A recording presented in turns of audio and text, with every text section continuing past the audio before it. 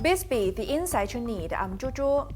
Following reports of China's robust 8.1% economic growth last year, some Western commentators have questioned, can China overcome the dreaded middle-income trap?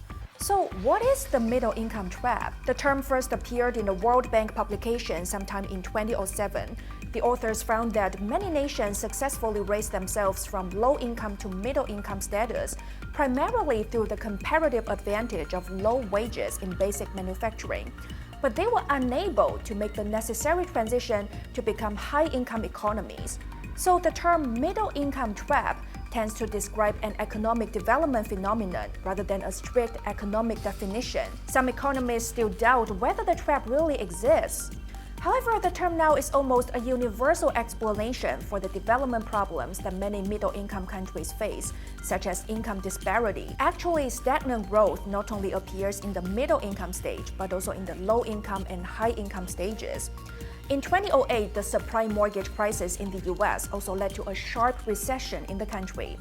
So an income trap is not necessarily related to income levels. To become a high-income economy is never a smooth journey. For instance, during the middle-income stage of the US, there were 11 major economic crises in the country between 1860 and 1962.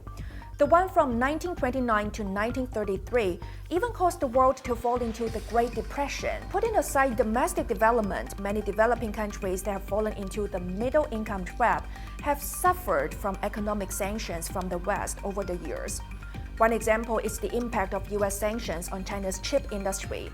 The shortage of chips caused the shares of China's tech companies such as Huawei to slump.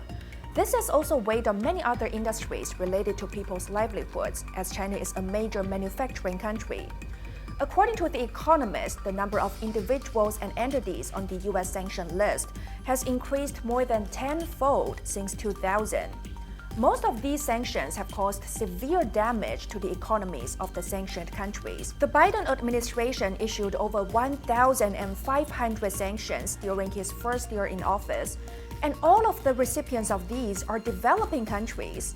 So, how can China overcome the middle-income trap? China's more than 4 decades of economic reform and opening up have created unprecedented growth in individual wealth. GDP per capita rose by about 10% per year on average from 1981 to 2021, which proves that the country is already on the right track for sustainable growth. In moving forward, Michael R. Powers, Chair Professor of Finance at the School of Economics and Management at Tsinghua University, said, and I quote, "Today's dual circulation and common prosperity initiatives are intended to extend these earlier successes by expanding China's middle-income group. The two-pronged approach will not only improve social equity, but also create a broader customer base for higher quality domestic goods and services.